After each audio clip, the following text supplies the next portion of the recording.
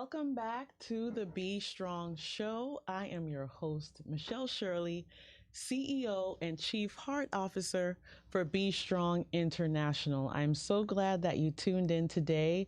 Listen, if you are not following us on all of our social media pages, you are missing out. We just had about 2 weeks ago, the most amazing thing happened this year for us. And that was the fact that in Palmetto Bay, in the village of Palmetto Bay, we now have a street named after us. It's called Be Strong Way. Listen, that's amazing. It's incredible. We had so many supporters. The mayor of Miami-Dade County came out to, of course, be a part of this amazing just legacy opportunity for us. And all thanks to, of course, the mayor of Palmetto Bay, Karen Cunningham, and the entire councilmen and women who all support our work.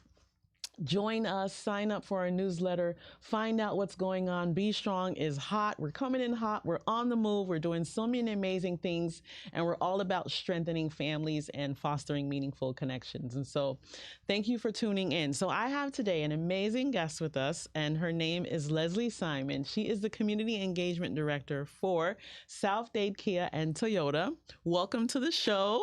Thank you. Thank you for this lovely invitation. I'm so excited to be here with you. Yes, and I know you were at our street naming as well. It was amazing. It was overwhelming. It was. It's really that environment and in that moment, giving you that accomplishment. It was so exciting. It was very, very exciting. I was so happy that I could be there with you and with your whole team. Yes, it was amazing, and it's such a legacy for our organization, right? It's like a marker. You know, when you have certain points in your life where you realize, man, you're doing the right thing, you're on the right track, and people are supporting you and loving on you.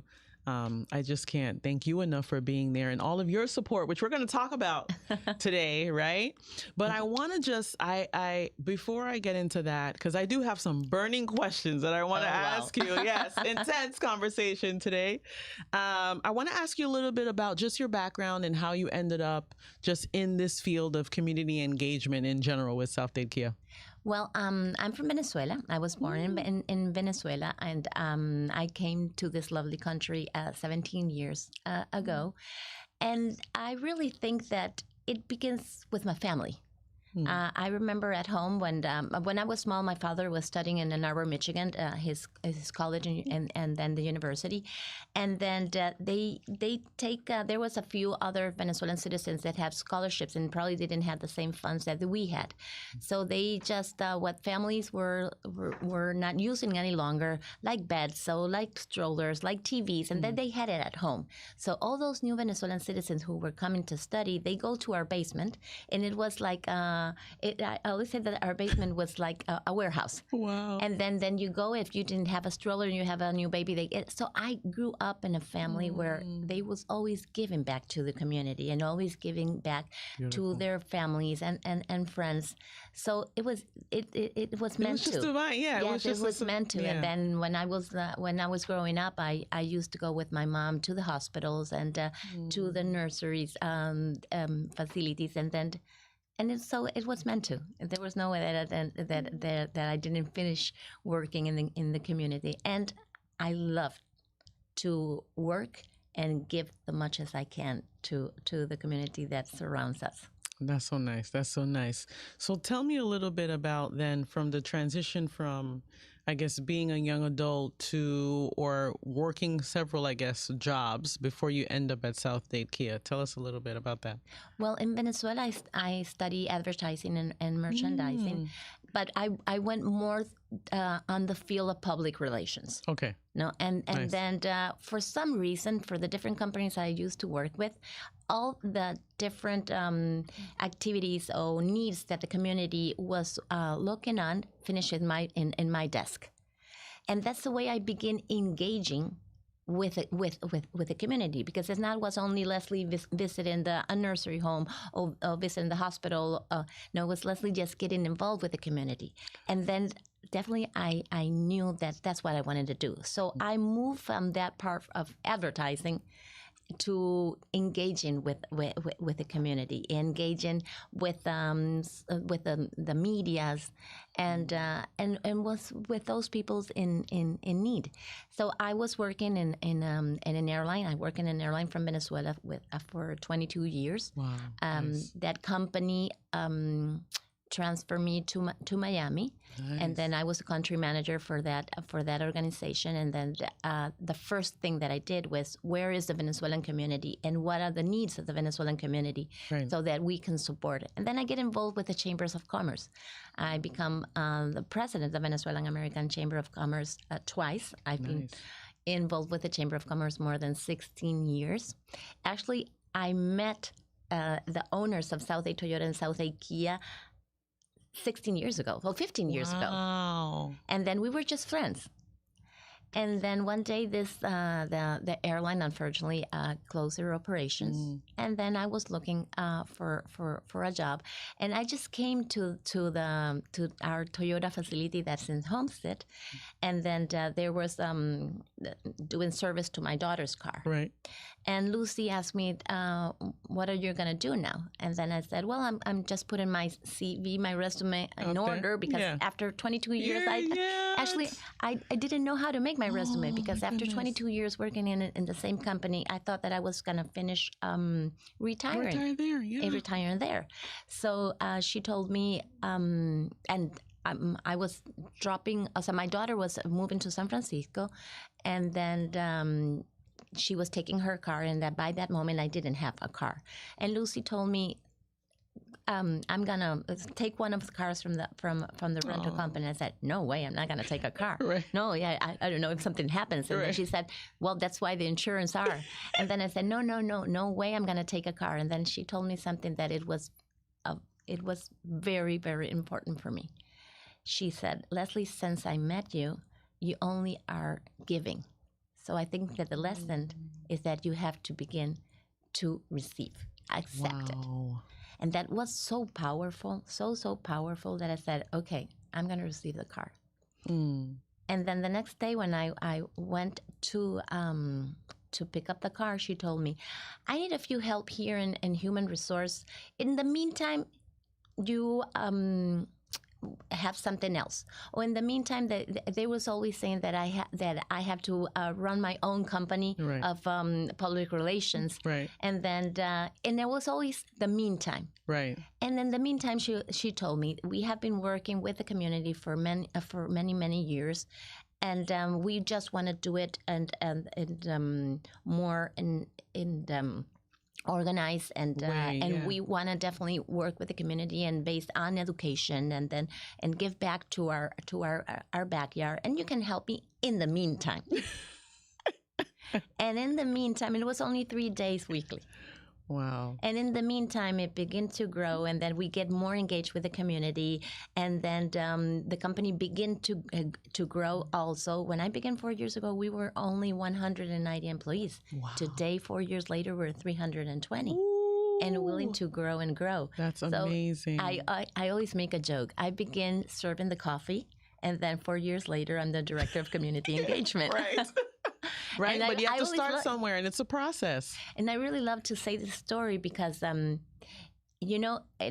it's when this company gives to the community, the first thing they will do in it, they were doing it from their heart. So then get it more organized and defining all your goals. So it was much easier. Yes. Difficult when you get in a company and they just want to give to the community and say, they feel very comfortable just giving to.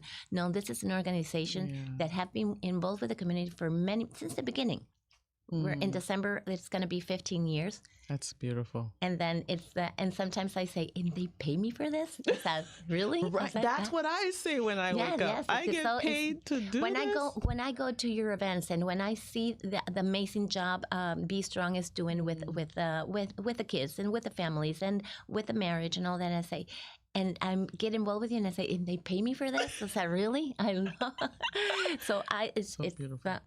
It's a blessing. Wow. That's so cool. And I think as givers, because I'm a giver too, it is hard for us to receive. right? It is. It is. It is. It is hard. But Lucy teach me that lesson, and I have been That's beautiful. working on and tracking and Working on it, that. right, yeah. Working on it, yes. We're working on it. It's not easy, but Right, I'm right. working on it. Yes. Wow, I that's still so work on it. beautiful. Yeah, no, that's a beautiful story, and I'm so glad that you were able to share that, and it shows the heart of the leaders Yes. that are at South Dade Key and Toyota, right? And then you see in the next generation, because you see their son and their daughter and their nephews. So you see Adriana, and who has coming with me often to Be Strong, and because she really loves also working with the community. And then Gabby asked me, and if I were involved with this, or what we were doing with that. And when Mario says that how proud he feels about what his family has been doing with the community, and it's their legacy. That's absolutely right. There's their legacy, and they're engaged also with that legacy. So it's amazing, because the next generation is also going to be working with the community, and that's wonderful. So beautiful. And you guys become, and you don't, I don't know if they think about it often, but they become a staple. It becomes a memory in people's hearts that I saw this team here. I saw how much they poured into our lives, right? And so they think about that when they make their car purchase decisions, when they're thinking about referring their friends, right? They know that this is an entity that cares about the community, right? So the most difficult part, as you're saying, is to let our community or our customers know that thanks for their support, we're able to work with the community. Yes. True. So it's and then we're working on that. It's reciprocal. Yeah. Yes, we're working on that. So because when we work with the community, when we are in a Be Strong event, we're representing also our customers. Yes. It's not only because we are putting the funds there. It's our customers' funds. So good. So and good. that is something that we will love to share more. And then we're looking and working on the way to show to our customer that this is also your effort. This is also your work. I love that. I absolutely love that. And somehow I can even imagine like making it part of like the car purchase experience, where because you bought this car today, this is the impact that you're making, because as a family and as a legacy, it's not just you buying the car, it's all of the ripple effects, right? Of what this organization is doing for the community. I love that. Yes, I love that. Oh, so amazing. So amazing. Well, I have a burning question, right? Oh my goodness. So driving here, thinking about this show today, and I was thinking to myself, like, and I can't speak for all women, but I must say that I want to ask you, why is it such a, I guess, high level of intimidation for women to go into the dealership to purchase a car, right? They work hard for their money. They want to get a car, and yet they have to bring in their husband or their brother or an uncle to kind of be that force to be reckoned with, because they don't want to be taken advantage of at the car dealership. So I would love for you to explain that, because there might be some people watching today who are like, yes, answer that for us, Leslie, right? Why is it still in 2024 that we feel like we have to do that? Well, the first thing is that we allowed the men's to make us feel that we are not strong enough, right, or we are not advised enough to buy our cars by ourselves. Right. So it's funny you make that question, because it actually this year, that was one of the concerns of Lucy, one of our co-founders. Okay, so I'm not crazy. No. Of course you're not crazy. You're not crazy. It is that real. way. It's a thing. It is that way. The women normally, when they go to the dealer, they go with a father, with a brother, with her husband, with a friend, with her neighbor. Actually, I had a friend that once comes to buy a car, and she had her 4 brothers on FaceTime. When I saw that, I get so embarrassed that I had to get out. Right. You know, and then I left her by herself and with the sailor. Right. So Lucy, coming from the automotive industry in Venezuela, but she also comes from the industry with her family, and she grew up in this environment, and she knew that happened, that she wanted to make a special program for women to feel comfortable once you come in the dealer, and so she launched campaign that the name is Her Drive, Her Voice. Oh wow! So today, if you go to our dealers, any of the three dealers, you can ask somebody and say, I saw the campaign for her Drive Her Voice. And then some of the salesmen will come and sit with you and make that moment very special, totally transparency, totally. They have to empathize with you, so you don't get nervous, and you don't think that you don't understand. And then you have to ask, because sometimes we don't like to make the tough questions because we are afraid to make the tough questions. Right. No, you have to. Let me give you an statistic. The 85% of the sales in the cars are influenced for a woman, by a woman. Right. And then, but we allow them to say that we don't know how to drive, that we don't drive safely, that we are the worst drivers, and it's not true. Yeah. You know, the first car that they made for a woman was do you remember Penelope Glamour? No, probably no. You're younger than I am, but it was a Dodge car. It's with pink, with a pink umbrella, and it came with a pink purse. Did we really need that? Right. No.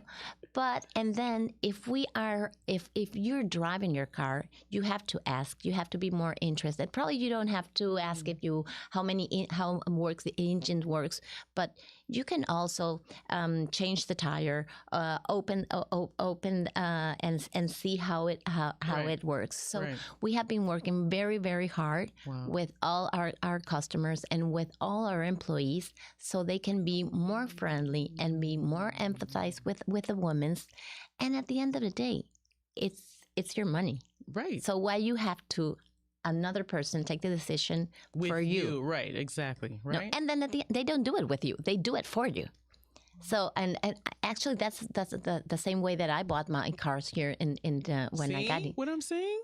Yes, it is. So you're not wrong when you say that we always get very nervous, and then they think they're not gonna work with me, and then just work with the men. So, no, you can go today and then ask for the campaign, Her Drive Her Voice, and it's gonna be totally different and more friendly. I love that. I love the innovation behind your organization, even on that scale. I think that I would love to see the numbers of how you've increased sales and the comfortability of women as they purchase their cars. Do you think part of it too is the fact that it is a male-dominated industry? Because when you walk into a dealership, it's not like you see women standing there, right? There's like 4 men outside, all waiting to see if they could. But today in our dealers, you will see a few women. Wow, we do. We are actually we're always willing to find automotive technicians who are women, and then basically today in all our dealers, you will see women on the sales fields and sitting with men who are buying a car, and then sit with them one to one. And then when you see Lucy, who is our co-founder and is our CEO, our COO, and it's amazing because it's a woman's behind the wheel, and it's a woman behind the business, side by side with her husband, and then you see her daughter is also the next generation, and her niece are also the next generations, and they're women. So you see in this in every day more women in the industry. Wow, that's good stuff. I love it. I'm gonna look that up because I would love to share that information as well. That's so great. I want to ask you, because there may be nonprofit leaders watching and just community organizations that are watching, and they feel like, hey, I would love to get support from an organization like yours. What could they do? What is it that you're looking for when you say community support in an organized way? We're always looking for those organizations that work in South 8, and that's the community that surrounds us. That's like BeStrong, and then specifically on education.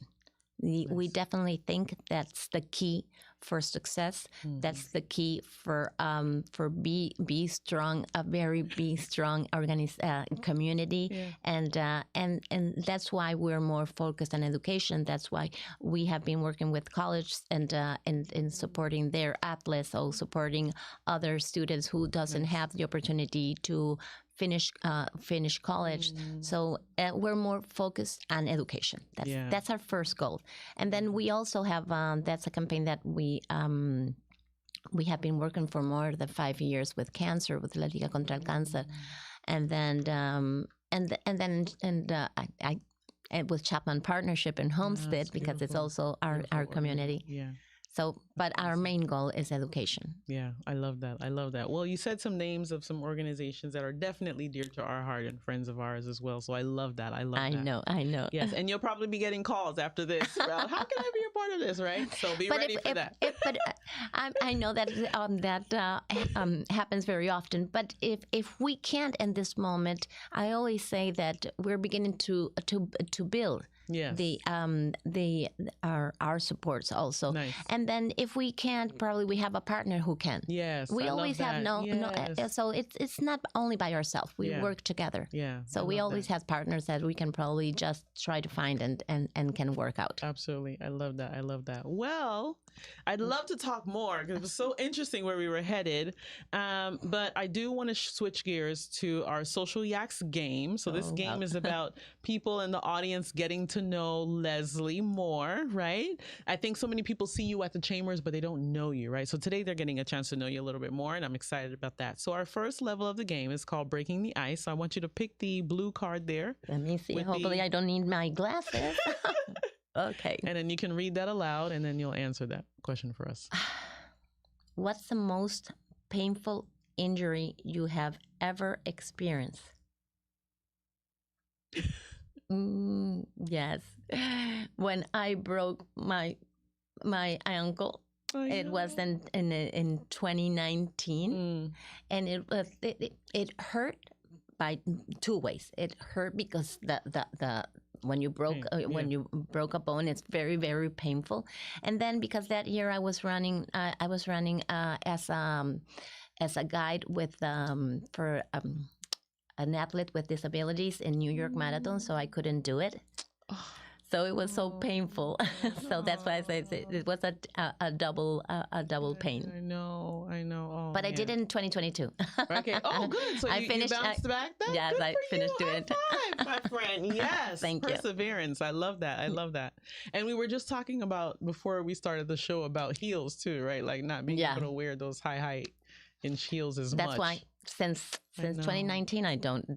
It's that I just wear it if it's very, very necessary, and just wear it a little bit, just a while. Okay, so we'll get to the next level here, the yak. We're gonna get a little bit more social. So read that one for us. If you came back in your next life as an animal, what animal will you be? I will be a horse. Really? Tell us why. I really like horses. As riding on a horse.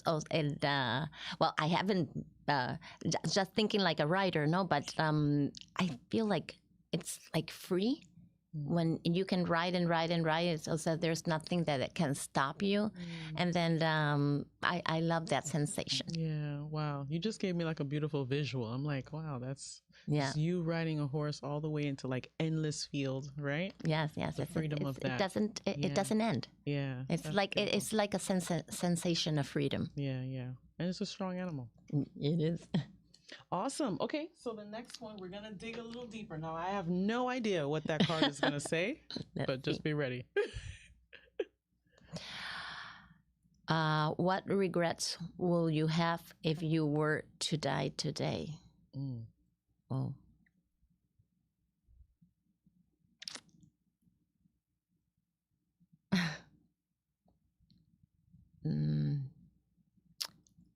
Spend more time with my son and my daughter when they were little, and then I had to fly so often because I was working in an airline, and when I listened to my son that said he doesn't want to work so hard that he saw me, and then probably I regret that.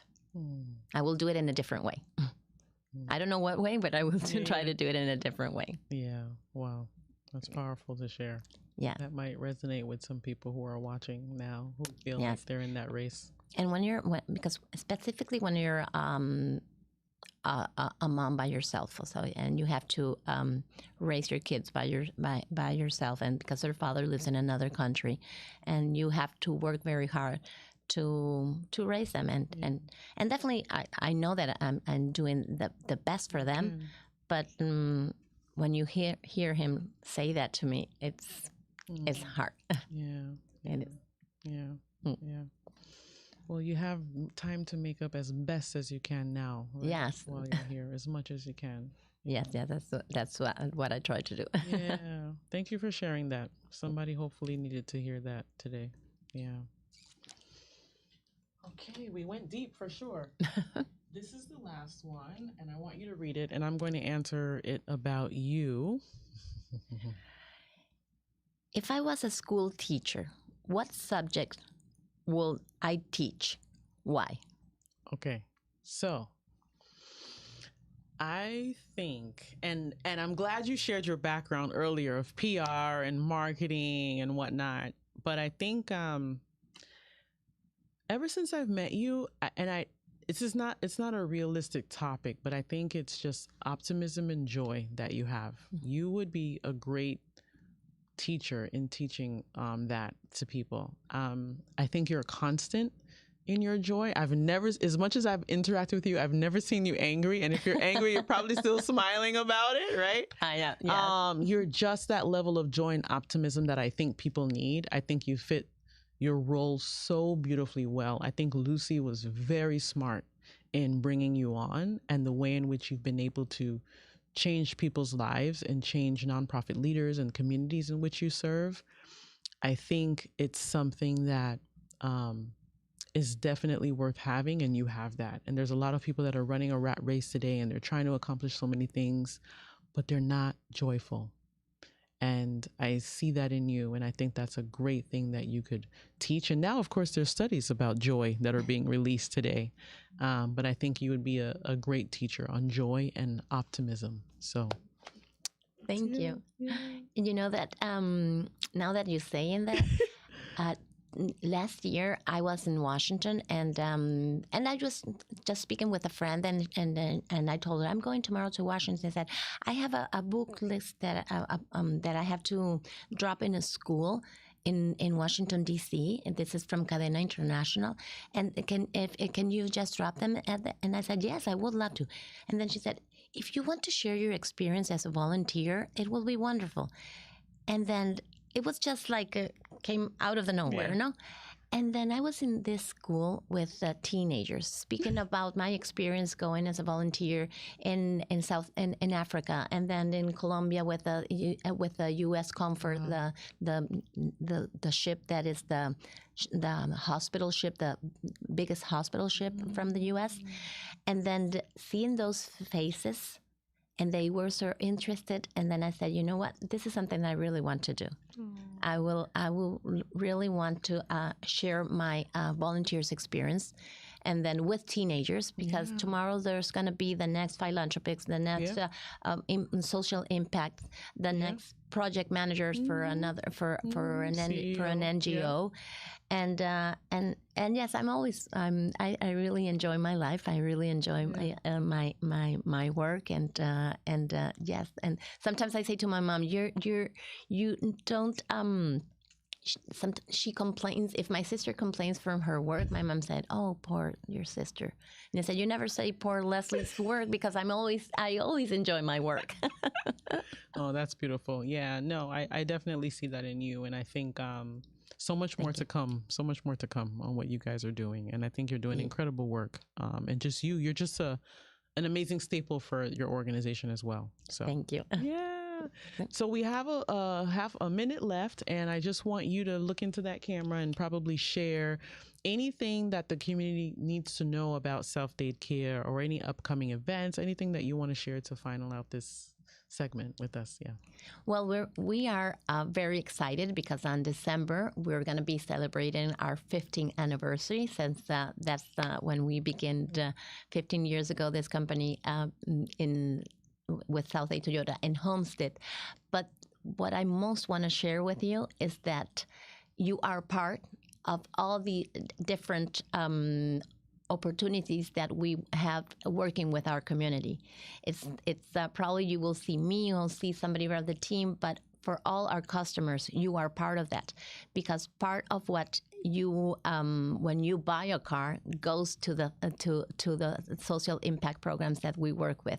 So thank you very much. I have to say thanks to all our customers, and for the new customers, you will know that you won't regret buying a Southlake Toyota and a Southlake Kia car.